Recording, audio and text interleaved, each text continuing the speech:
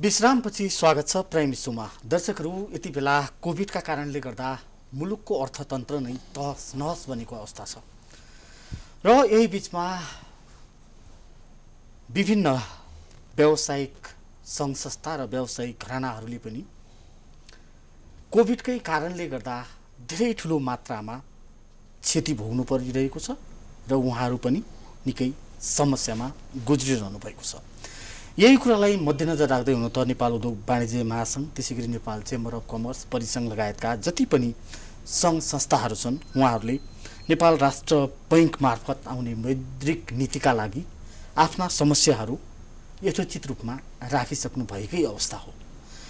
हामी यी समग्र अहिलेको अर्थतन्त्र, कोभिडले अर्थतन्त्रमा पारेको असर, मौद्रिक नीति कस्तो आउनुपर्छ, व्यवसायिका समस्या र गुनासाहरू के छन्, यी लगायत अर्थतन्त्रसँग जोडिएका समग्र विषयवस्तुमा कुराकानी गर्नका लागि हामीले स्टुडियोमा आमन्त्रण गरेका छौँ नेपाल उद्योग वाणिज्य महासङ्घका केन्द्रीय सदस्य, त्यसैगरी नेपाल उद्योग वाणिज्य महासङ्घ स्वास्थ्य समितिका सभापति समेत हुनुहुन्छ हेमराज ढकाल। यहाँलाई स्वागत छ सर। धन्यवाद। मैले प्रारम्भमै भने यहाँ स्वास्थ्य समितिको सभापति समेत हुनुहुन्छ।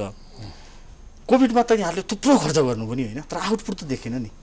यस्तो हो, कोभिड यो सेकेन्ड लेयरको कोभिड चाहिँ 81 आयो होइन। सरकारले सायद लकडाउन पनि अलिकति पछाडि भयो कि 81 भयावह स्थिति आयो, हस्पिटलमा बेड पाउनु छोड्यो। अब हामी पनि निजी क्षेत्रको म स्वास्थ्य समिति त्यहाँ महासङ्घमा छ, एउटा कोभिड म्यानेजमेन्ट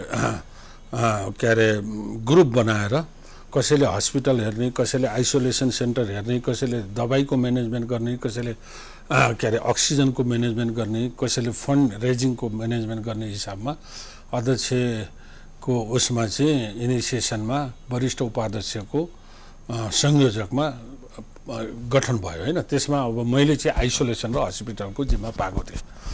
त्यतिखेर बेड नपाएको अवस्थामा हामीले यो क्षेत्रपाटीमा पुरानो गोर्खा हस्पिटलमा 50 बेडको हामीले सुरु गरेर लगभग 200-300 मान्छेहरूलाई हामीले सर्भिस दियौँ। त्यस्तै तपाईँको जैन भवनमा भयो, पाटनमा भयो, भक्तपुर, इटरी लगायत हामीले 15वटा जस्तो नेपाल उद्योग वाणिज्य महासङ्घले नेपालभरि जहाँ जहाँ हस्पिटलको बेडको अभाव हुन्छ त्यहाँ हामीले गरौँ। अनि सेकेन्ड तपाईँको अक्सिजन सप्लाईमा पनि हामीले चाइनाबाट ल्याउनेदेखि लिएर हाम्रा साथीहरूसँग भएका अक्सिजनमा एकदम महासँगै आफै लागेर 24 घण्टा चलाएर आपूर्ति गर्ने कामहरू पनि भएका छन्। हजुर, तर यस्तो भयो नि त, हामीले पहिलो भेरिएन्ट खेपिसकेपछि करिब 2 वर्ष भयो हामी कोभिडसँग लडिरहेको, जुझिरहेको। 76 चैत 11मा सरकारले जब पहिलोपटक देशैभर लकडाउनको अवस्था सिर्जना गर्यो, त्यहाँदेखि अहिलेसम्म पनि हामी पूर्ण रूपमा कुनै पनि व्यापार व्यवसाय सहज रूपमा सञ्चालन गर्न सक्ने अवस्था छैन। एकातिर यहाँहरूसँग हाम्रोभन्दा बढी तथ्याङ्क गर्ने होलान्। हजारले रोजगारी गुमाएको अवस्था छ एकापट्टि, अर्कोतिर थुप्रै व्यवसाय घरानाहरू बन्द हुने अवस्थामा पुगेका छन् कोभिडकै कारणले। र पनि सरकारले गर्नुपर्ने पूर्व तयारी नगर्दा हामी दोस्रो भेरिएन्टको शिकार बन्नु भएको त यथार्थता हुने हुन्छ होइन। अब फेरि तेस्रो भेरिएन्ट नआउला भन्न सक्ने अवस्था पनि छैन। तर हामी फेरि निर्धक्क साथ भोलिदेखि त फेरि सबै क्षेत्र खुल्ने, सबै कुरा खुल्ला गर्ने होइन। अब भन्नु भने त यो भने यसलाई कुन रूपमा लिने?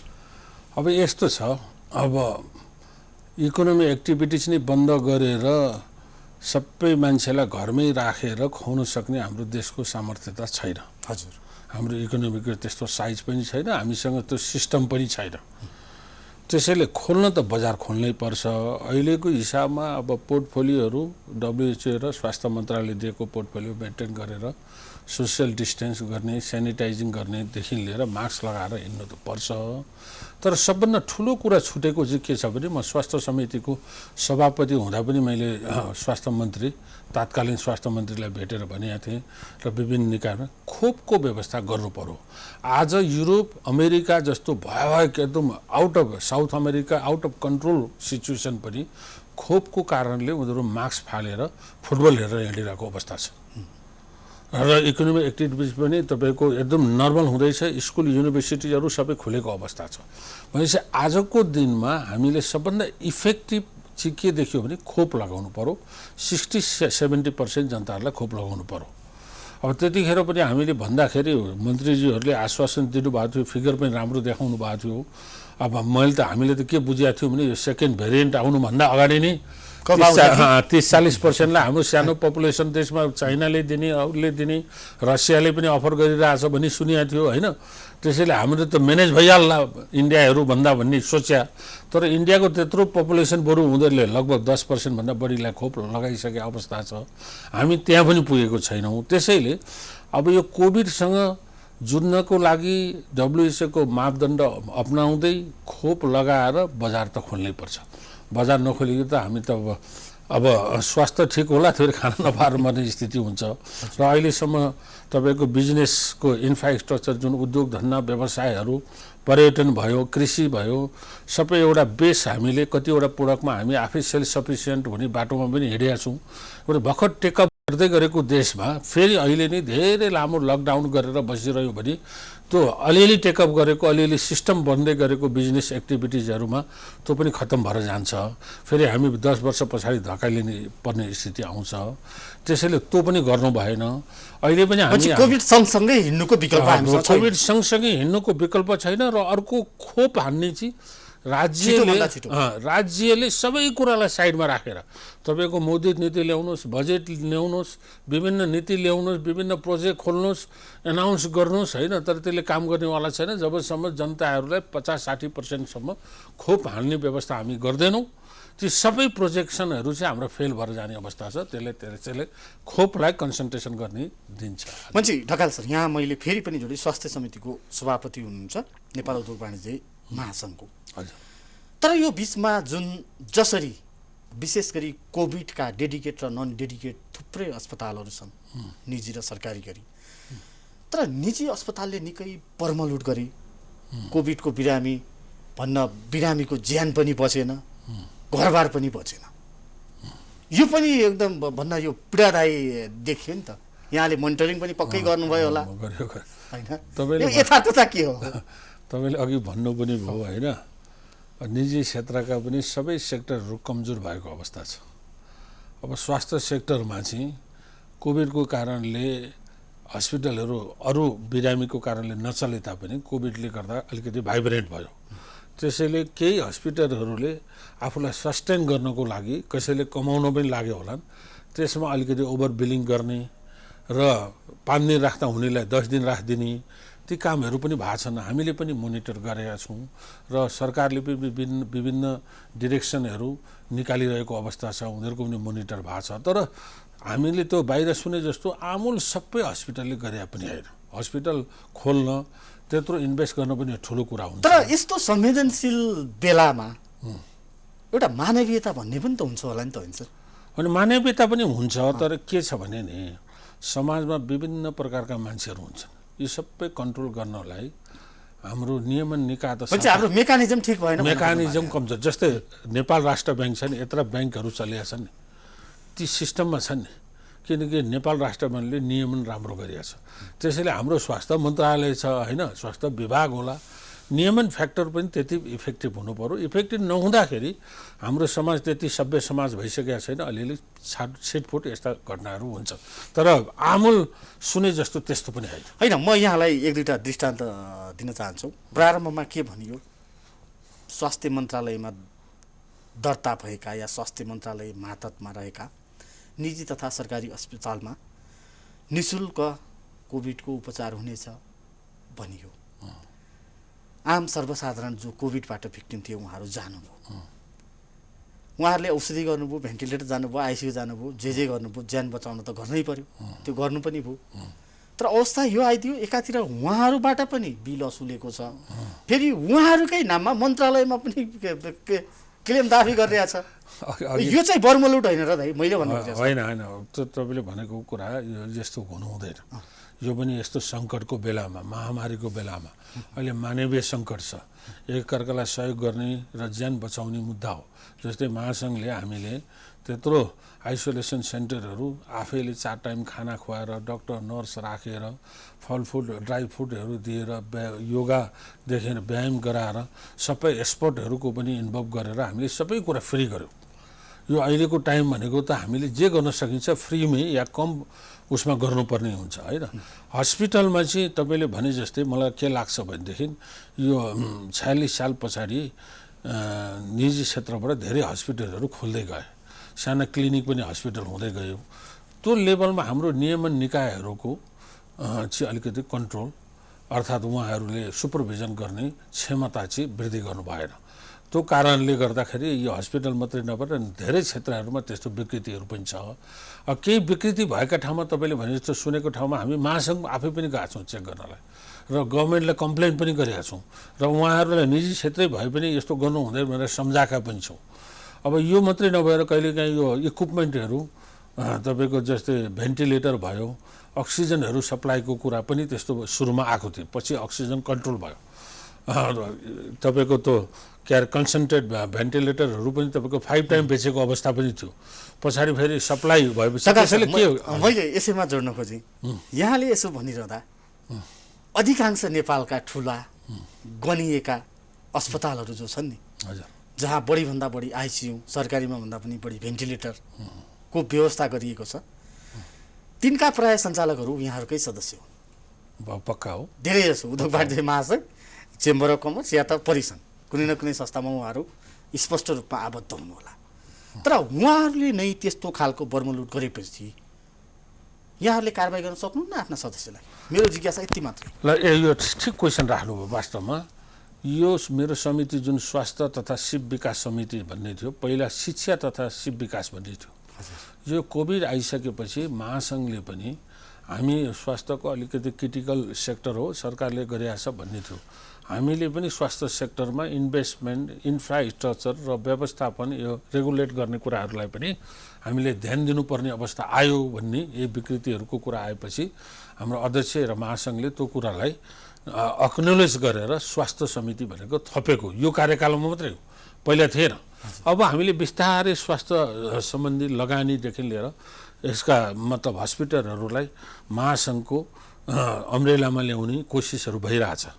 र यी सबै आइसक्नु भएको छैन, सबै हाम्रो मेम्बर पनि होइन, बुझ्नु भएन। एसोसिएटबाट के हस्पिटलहरू हुनुहुन्छ तर यसको दायरा फराकिलो गर्दैछौँ। त्यो गरिसकेपछि हामीले पनि उहाँहरूलाई मापदण्ड बनाउनलाई, मर्यादित व्यवसाय गर्नलाई, यसका ट्रेनिङ गर्ने कुरादेखि लिएर यसलाई उहाँहरूलाई हामी हेल्प गर्नेवाला छौँ। र हामी उद्यम व्यवसायीहरू जो महासङ्घसँग आबद्ध छौँ, हामीले यसपाल बजेटमा पनि हाम्रै सुझाव अनुसार सरकारले इन्फ्रास्ट्रक्चर डेभलप गर्नको लागि, पूर्वाधार विकास गर्नको लागि ठुलो मात्रामा बजेट बढाएको स्थिति छ। यो बजेट अरू सेक्टरमा थाहा छैन, स्वास्थ्यको सेक्टरमा राम्रो बजेट आएको छ। र यसलाई कार्यान्वयन हुन्छ हुँदैन, यही कोभिड रहिरह्यो भने त कार्यान्वयन हुनु पनि गाह्रो छ होइन। तर सरकारले कार्यान्वयन गर्यो भने हामी वास्तवमा एउटा ठुलो फड्को मार्ने स्थितिमा पनि छौँ, पोजिटिभ कुरा गर्नुपर्दा, बुझ्नु भएन, स्वास्थ्यको सेक्टरमा। त्यसैले महासङ्घको पनि चासो बढिया छ, अरू सङ्घ संस्थाहरूको पनि स्वास्थ्य सम्बन्धी चासो बढिया छ, सरकारको पनि चासो बढिया छ। अब आउने 5 वर्षमा यो स्वास्थ्य सेक्टर पनि धेरै मर्यादित भएर जान्छ र गल्ती गर्नेले सजाय पाउँछ। यहाँले भन्न खोजेको गल्ती गर्ने पाउँछन् र राम्रो गर्नेहरूले होइन र एकदम पाउनु पर्यो। अब हामी अलिकति प्रसङ्ग चेन्ज गरौँ। यहाँहरूले केही दिन अघि राष्ट्र बैङ्कमा जुन मौद्रिक नीति आउँदैछ, हुन त गत वर्ष पनि आयो, त्यो एउटा नियमित प्रोसिडर पनि हो मौद्रिक नीति, तथापि यस वर्ष यहाँहरूका धेरै सुझावहरू गएका छन्। किनकि यो विशेष गरी व्यापार व्यवसायसँग जोडिएको विषय र 2 वर्षदेखि अर्थतन्त्र नै थलथल भएको अवस्थामा यहाँहरूका सफ्ट लोनका विषयहरू, त्यसै गरी कर्मचारीका पुनरुत्थानका विषयहरू, कर्मचारी टिकाइरहने कुराहरू, व्यापार व्यवसाय सञ्चालन गरिरहने सन्दर्भका कुराहरू के सुझाव दिनुभएको छ यहाँहरूले? यो वास्तवमा यो कोभिड आएपछि यो सेकेन्ड मौद्रिक नीति हो। गएको वर्षमा पनि यो अहिलेकै गभर्नर साहब आइसक्नु भएको थियो, उहाँसँग बसेर हामी सूक्ष्म डाइलेक्ट गरेका थियौँ, हाम्रो राय सुझाव दिएका थियौँ। वास्तवमा जुन बजेटले दिन नसकेको कुराहरू पनि अहिले जति चलायमान छ अर्थतन्त्र, त्यो तपाईँको मौद्रिक नीतिको कारणले सस्टेन भएर बसेको अवस्था थियो। केही साना मझौला उद्योगहरू त बन्द पनि भएका अवस्था छ, पर्यटनमा समस्या छ, होटल व्यवसायमा समस्या छ। तर स्पेसली भन्नुपर्दा कृषि, ठुला उद्योगहरू र तपाईँको स्वास्थ्य सम्बन्धी यी टिकेका अवस्था पनि थिए। त्यो मौद्रिक नीतिको ठुलो हात थियो। त्यो हात के थियो भने तपाईँको रिफाइनेन्स गर्ने पुनर्संरचना गर्ने रिस्ट्रक्चर गर्ने लोनहरूलाई पुनर्कर्जा गर्ने अनि त्यसको अवधि बढाइदिने। अब त्यो ब्याङ्क तथा वित्तीय परिसङ्घ भन्ने एउटा ब्याङ्कको डाइरेक्टर चेयरम्यानको फोरम छ, उसले एनाउन्सै गरेर 2% इन्ट्रेस्टमा रिबेट दिएको अवस्था थियो। अनि त्यतिखेर राम्रो गतिमा हिँडिरहेको इकोनोमीमा कोभिडको कारणले ढ्याप्प बस्दाखेरि जुन हिसाबमा के अरे इकोनोमीको साइज बढ्दै थियो, तरलताको चाहिँ एकदम पैसा आएर ब्याङ्कमा थुप्रेको अवस्था थियो।